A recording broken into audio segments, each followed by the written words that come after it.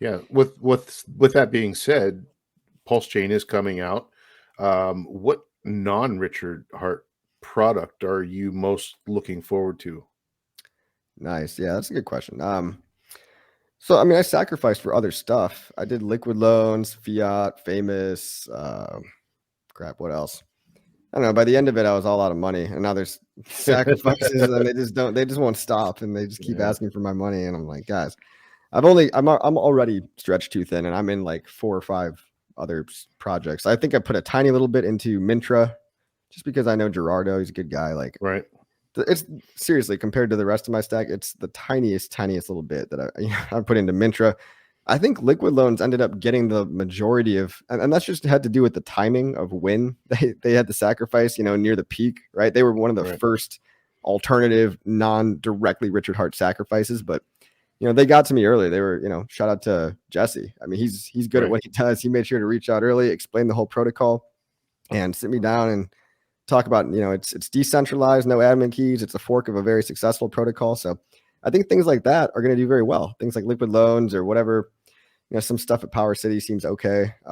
But again, I've only got so much money and time at the end of the day, and I want to pick what I think are going to be the winners. Yeah. And I mean, obviously, I think the 3 winners are going to be PulseX, Hex, PulseChain, and the backup horses are kind of just side revenue, right? Ways for me to make passive income. I'm not even going to be taking out especially risky strategies with, liquid loans and all this stuff. I'm just going to be staking the platform token, staking the fiat token, whatever it might be, and just collecting, being the house and collecting revenue generated by the decentralized users of that protocol. So I'm not, into these protocols because I'm like really into margin trading or I'm really into leverage. Like, I just look at them like alternative revenue streams, and they're kind of all just building blocks that build a fully fleshed out financial ecosystem. If you do want to replace all the products at a bank, right, you have to start with things like loans. And after we have store of value or CD and trading platform, you need to get some of these more fringe, more niche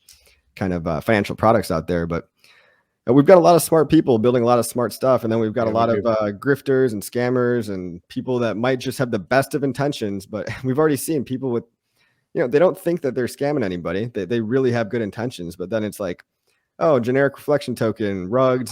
Oh, the developers had a bug, even though it got audited, because I skimped on the audit. Like, these people that where it's their first time building anything at all, you have to be very careful that if they don't have a track record or if they don't even have experience in, previous businesses or tech or anything like that, like, why should I be putting all my money in these people's hopes and dreams? Like, I want them all to succeed, but I just know that statistically they're not going to.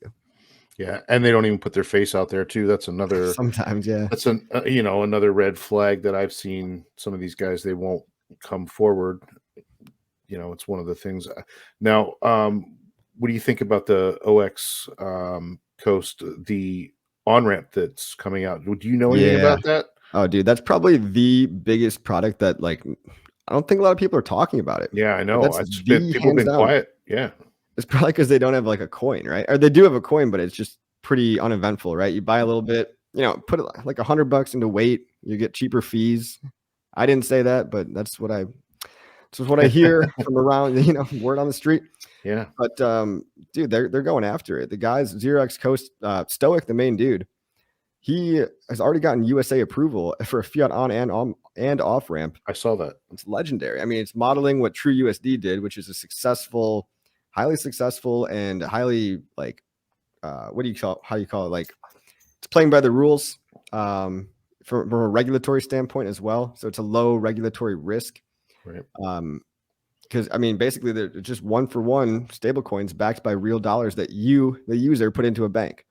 And now he's going for like, it seems like he's going for every country on the map, right? Well, they're about halfway there because I saw the map the other day, and they said about 50% has been at one point. They're at least started with regulations in that country at least. So it's pretty cool.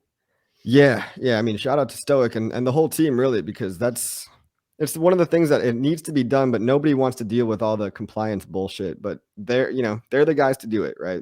Yep. They have really solid business sense, and you can see they're making real progress. They're going to launch on Ethereum before PulseChain even is out. So they're going to have a working product from day one.